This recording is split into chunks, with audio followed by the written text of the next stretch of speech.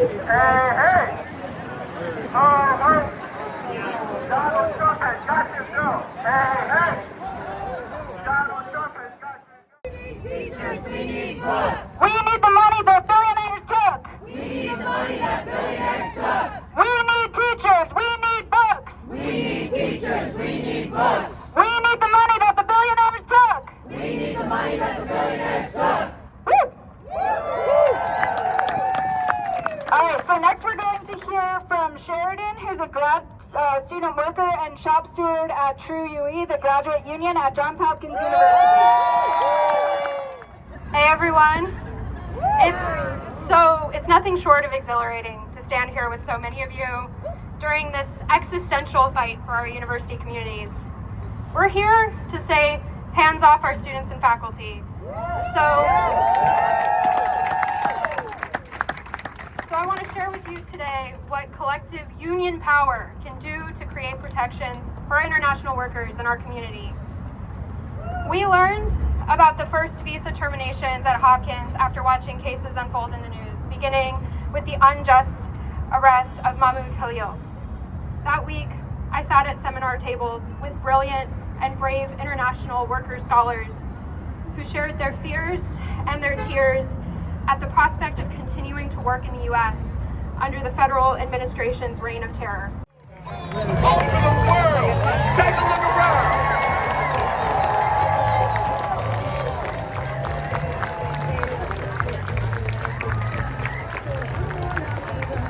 Education. We have seen attacks on our students, our teachers, our staff, and our education as a whole.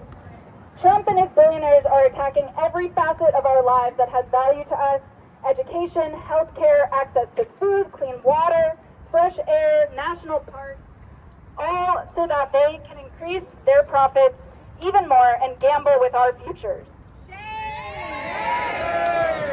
The Trump administration's agenda is privatizing public services, defunding education, and undermining the basic rights of working families. We demand investment in public schools, universal health care, and affordable housing, not more giveaways to billionaires and corporations. Our vision is a country where every family has access to quality education, health care, good jobs, and safe housing, regardless of race, zip code, or immigration status. Today, we should celebrate. And the wind is celebrating with us. Today, May 1st, is International Workers' Day,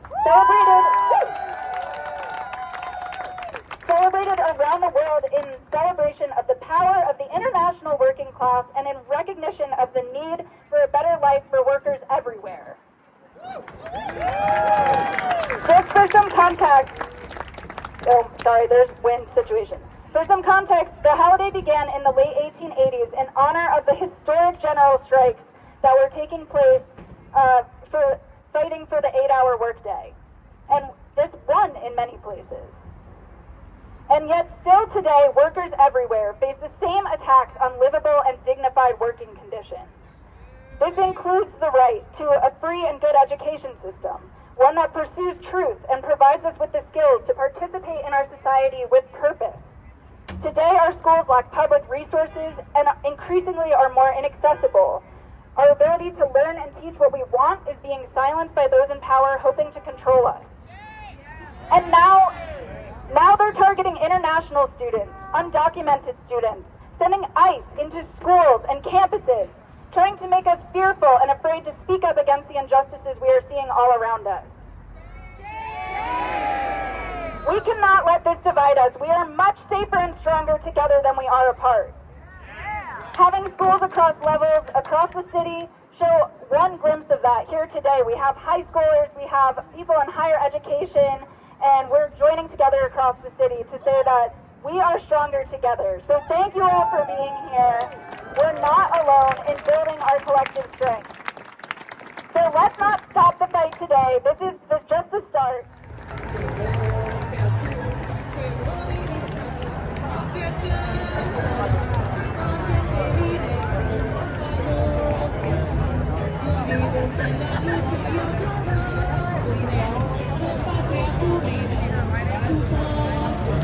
Professor Spence, good to see you, sir. I thought I recognized that, boys? Good to catch up with you.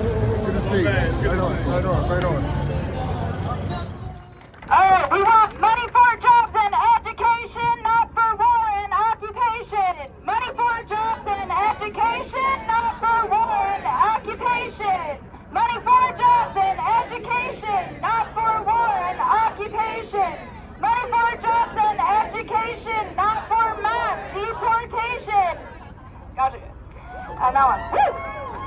Alright, so next we're going to hear from Tristan Diaz, who is a student at UMBC in the Cultural Anthropology and Public History Department.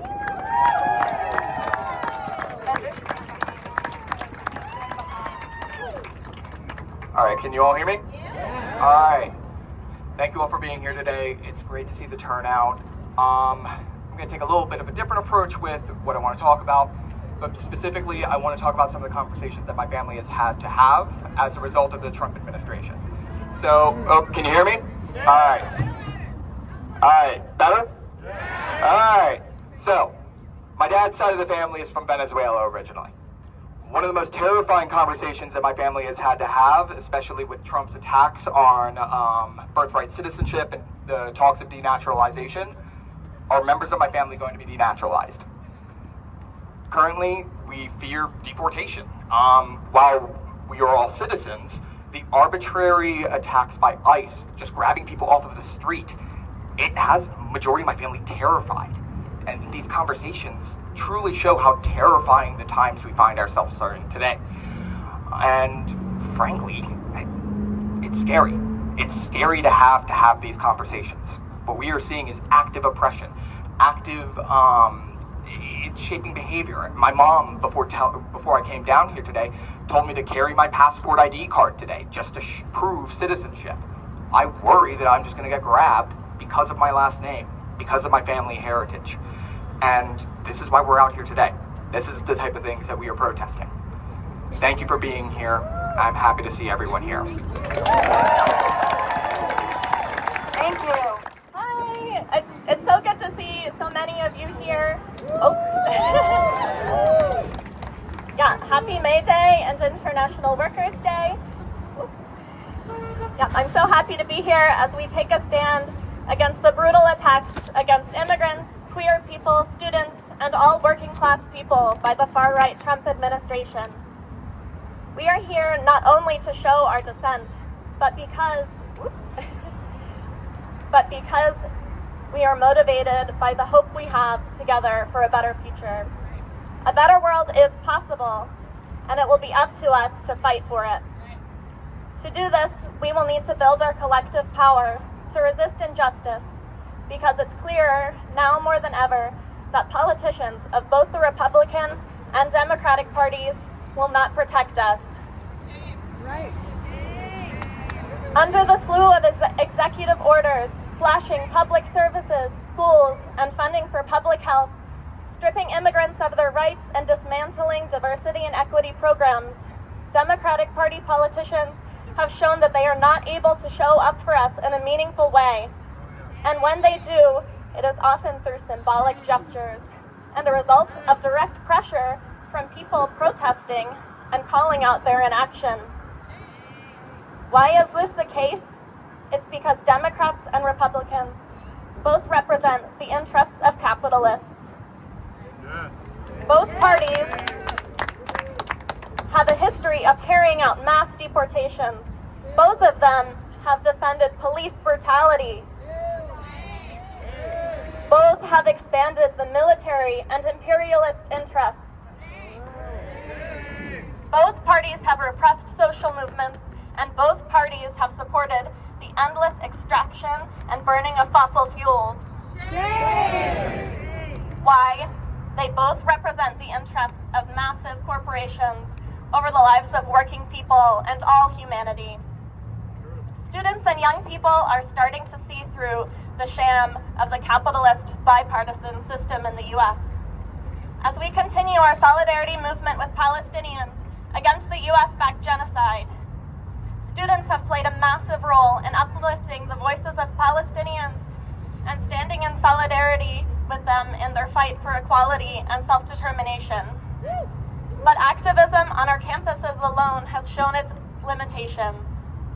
Last spring, students across the country, including some of us at Goucher, established solidarity encampments. Despite negotiations between students and Goucher College's administration for transparency and divestment from its military ties with Israel, the administration refused to follow through with any changes to its investment policies. Yay! And you'll hear from some of my peers similar stories from their campuses. And instead of following through with agreements we made in the negotiating room, they instead threatened students with suspensions if we continued protesting. Yay! Knowingly putting an international student at risk of losing their student visa status. Yay! Our universities reflect the political and economic pressures of the U.S., so our demands as students, teachers, and school staff must extend beyond our campuses. So I hope today's rally is just the start of our forming an effective resistance. I hope today will spark the fire of organizing our collective power against the capitalist system that oppresses us in our schools and workplaces. To do this, we need to build an alternative political structure, one in which we can all participate actively, and one that's truly democratic. So with that, happy International Workers' Day. Power to students, and power to workers, power to all oppressed people in our fight for a better future. All right, so next we're going to shift. We've heard from some college students. We're going to hear from Zion and Kimora, who are both students at Baltimore City College, who are and organized with SOMOs. Give it up for them. Oh, okay, just Kimora. Just kidding. We're just hearing from Kimora, who's a junior at Baltimore City College.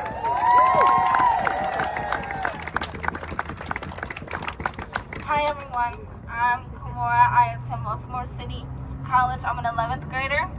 I will currently be transferring into my senior year, and I just wanted to have a little bit of your time to talk about I desire to advocate for the budget cuts on our education and the systematic oppression of our individualities and the tax increase due to the genocide of Palestinians. The government continues to put us in jeopardy of poverty, the likelihood of recessions, and the loss of foreign allies due to their irresponsible decisions of our government over the tax dollar that they continue to increase and take away from us, our families, our schools, our communities, and their own for their own benefit.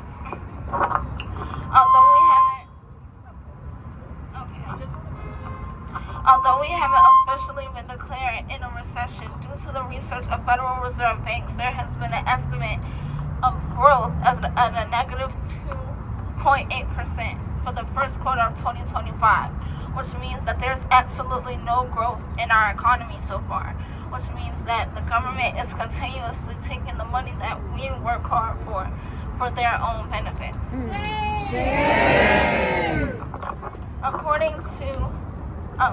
We have currently reaping the repercussions of the government's decision on their behalf, and I'm tired of having them have the power to restrict us of the benefits that we work hard for ourselves and our families.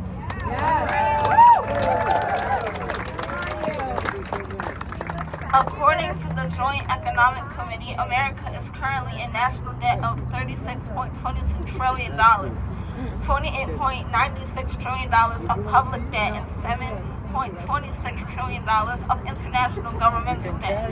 According to the U.S. facts, $3.8 trillion have been divided into three categories: Social Security, defense, which is our military, and payments that are given to other countries, but yet we still are in risk of poverty and recession. Thank you.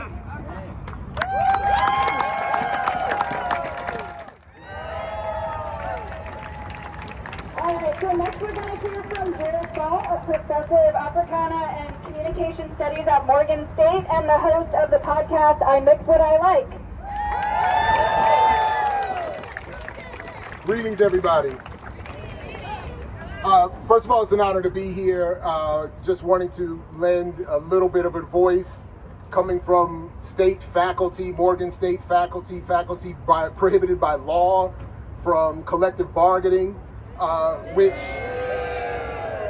connected to all the issues you have been all talking about so far trickles down to, long story short, an attack on critical thinking.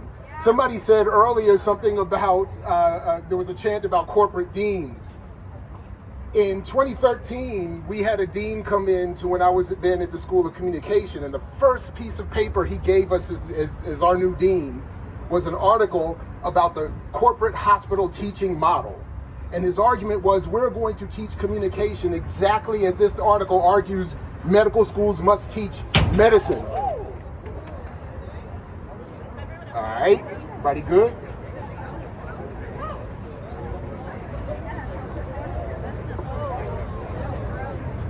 All right, slightly ominous, but everybody good? All right. Long story short, his point was, we are automatically or immediately initiating a system where faculty will be demanded and inhibited and prohibited from teaching beyond what major corporations and journalism and media want their future employees to teach or to learn.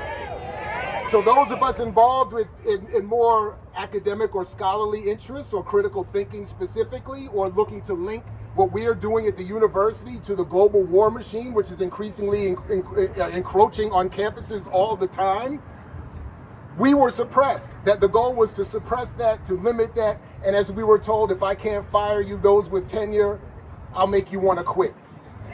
When I took it up the chain, the response I got was a verbatim, this is a verbatim statement, Dr. Ball, your problem is you want to create new knowledge. We don't do that here at Morgan State. Your job is to create menial laborers for the communications industry. End quote. All of this, the point being, is that even those of us with relatively privileged positions and jobs in this economy, all of us end up working for a machine that wants to oppress, extract, exploit the labor of immigrants and then ship them back and blame them for all the other problems when it's convenient. Blame every other group for the problems facing every group without us ever pointing to the fact that there are 800 people, as it was recently reported, worth $6 trillion. And I'd like for us to think about that for a second. 800 people, $6.2 trillion from wealth we've created through our labor, through our payment of taxes, through our payment for $20 lattes and $400 visits to the movies with our families. All of this has generated a $27 trillion GDP in this country. And yet we're all out here having to fight each other and build with each other for crumbs. While the bums that create this situation, all well depicted back there in the back, are living off, if anything, I was going to say, if we need an immigration policy, it should be against white South African billionaires who come to this country to rip off everybody else. Beyond that, all right, let me just end by saying, listen, it's an honor to be here. It's an honor to see all of you out here. I want to help and encourage more. I double down on what everyone has already said about building beyond both of the Democratic and Republican parties. Let's find a voice that will not be, as the late great Glenn Ford said, as the Democratic Party, a place where revolutions go to die. We need better electoral options. Let's build them. Let's build more radical and militant movements beyond that. And as Fred Hampton used to say, to you I say peace, only if you're willing to fight for it. So peace, everybody.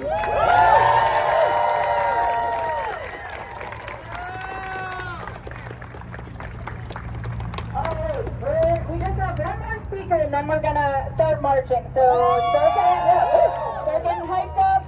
All right, so our last and incredible speaker is Nikki Fabricant, who is an anthropology professor at Towson University and also an organizer with Coal Free Curtis Bay and the Baltimore Rapid Response Network. All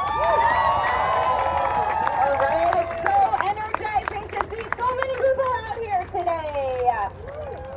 All right, 40 plus years, universities have been under attack in the form of austerity. We've seen periods of reduced spending, increased fiscal contradictions leading to cutbacks in services, programs, and personnel. All these austerity measures have severely affected student learning. There have been hikes across the country in terms of tuition.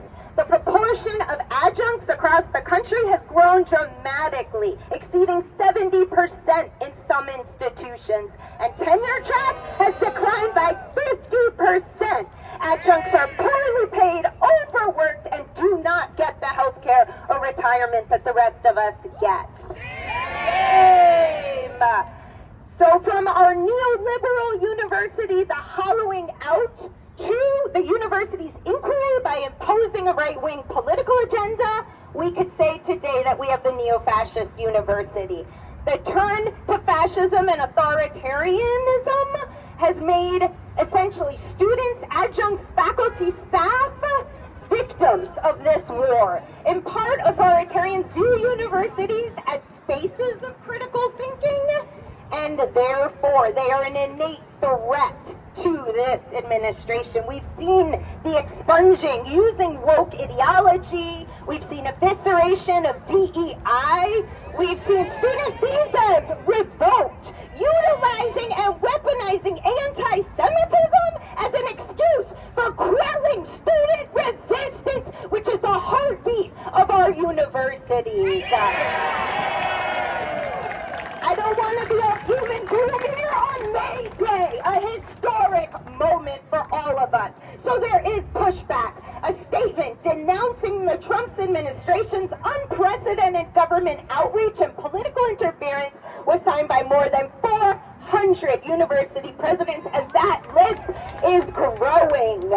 How do we, as students, as faculty, as staff, reclaim education, particularly public higher education for all? I look to students and social movements to guide us forward. First, students have been the radical heartbeat of pro-Palestinian organizing on campus. They've taken incredible risks. Many have been detained, they have been arrested, they have faced imprisonment, and even their university degrees revoked.